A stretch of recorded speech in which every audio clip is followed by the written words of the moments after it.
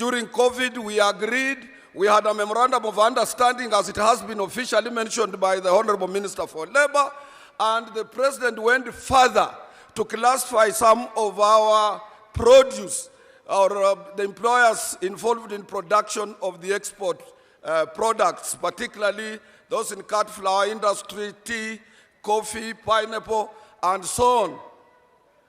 He allowed them, he classified them as essential services providers.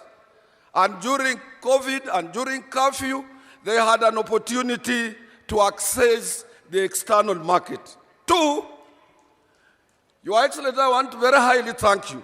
You asked Kenya Airways to provide cargo space, and they converted their passenger planes into cargo planes for the purposes of exporting goods outside, and therefore we sustained and maintained some little money to keep workers in employment.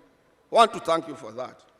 Having said that, Your Excellency, I have few things to mention that I had forgotten. One is NSSF. In the NSSF, Your Excellency, if you read the Act, your government cannot appoint anybody for us, nor can we appoint somebody to sit on the board of NSSF for government or for employers. It's now almost from September when I ceased to be a member of the NSSF board.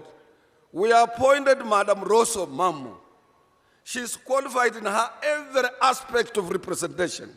Very effective lady to represent us on that particular board. To date, your government has not gazetted her for reasons not known to us, for reasons not known for employers, and for reasons not known to everybody. Your Excellency, when I joined that board, I had a 327 billion portfolio. I left it when it is almost 300 billion Kenya shillings. It is the only fund that was not interfered with those corrupt Kenyans who smell money like a rat smelling where a piece of meat is.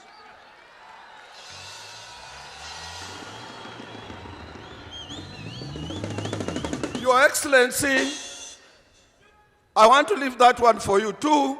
It is NHIF. These are organizations that are close to us as workers. NHIF, Your Excellency, your government has a policy as per our constitution to provide universal health care.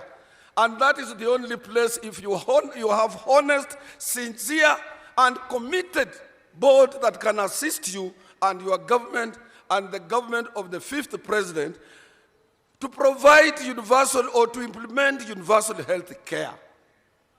At one time, you tried to work out on a budget allocation, and there were about 6 billion earmarked to provide health services to members of your civil service. This money ended up in the pockets of the individuals at the NHIF. We have said, as you struggle, as your government struggles to provide universal health care, we have constant policy to use the employers to deduct dues from working men and women in this country, and this money is remitted to NHIF without fail every month. Now we require an ardent, articulate, effective representation that can keep an open eye to our contributions at NHIF.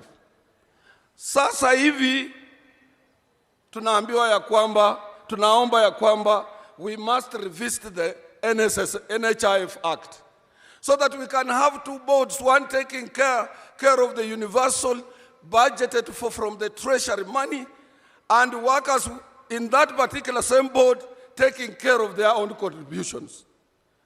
We are asking for that. And lastly, Your Excellency, ni mambo ya NITA, National Industrial Training Authority. We have tested KRA. Let not KRA collect dues from employers for NITA. Normally KRA, they delay in remitting those funds.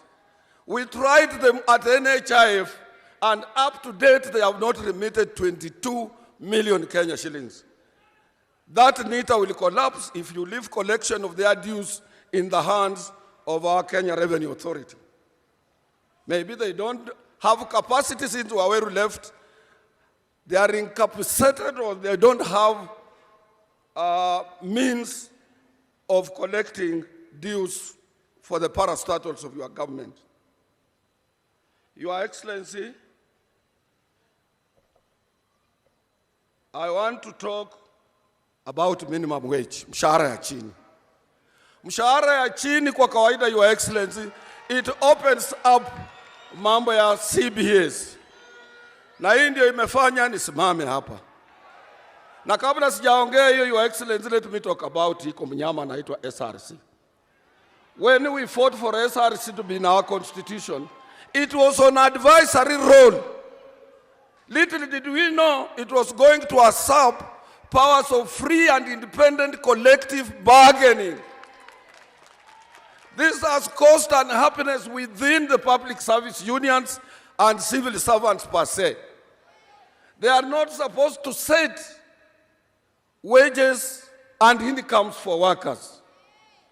We have ILO convention protecting, and this is an international, it's a universal requirement, that we bargain collectively, free and fair, where worker and employer can exercise give and take basis.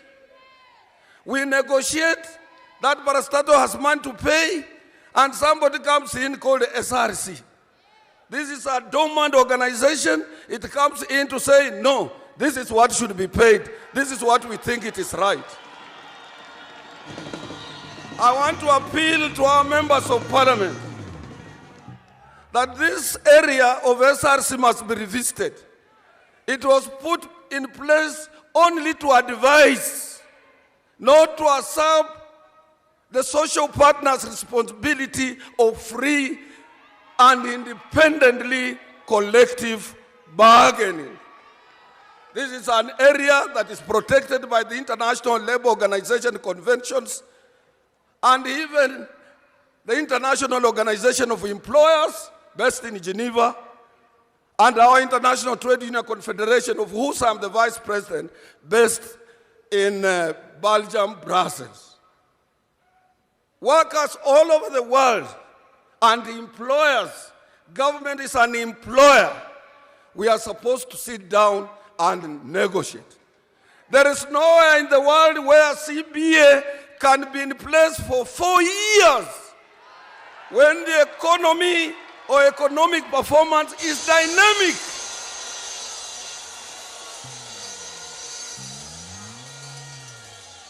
Having said that, nimesema hiyo mheshimiwa, najua hata ukiwa wapi.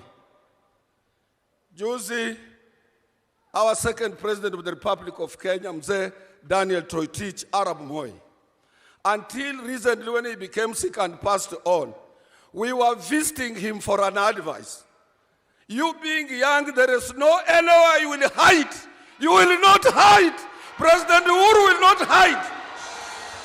We will be there. We will come to you for advice. We will come for you for support. And lastly, as you exit, support your Azimio aspiring candidates without fear or favor. Namaliza nikisema hivi. Najua kwa hakika tarehe 9 sisi tutashinda uchaguzi. Hiyo najua. Tarehe 9 mwezi wa 8 mwaka huu. Wengi watafunja redio zao, wengine watafunja television. They will not believe. They will not believe. They will not believe.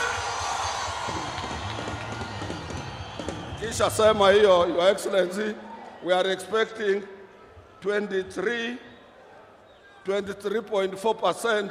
From 40 tumenegotiate tukafika 23. Na kualika kuja mpa watu pesa. Mpa watu pesa uende.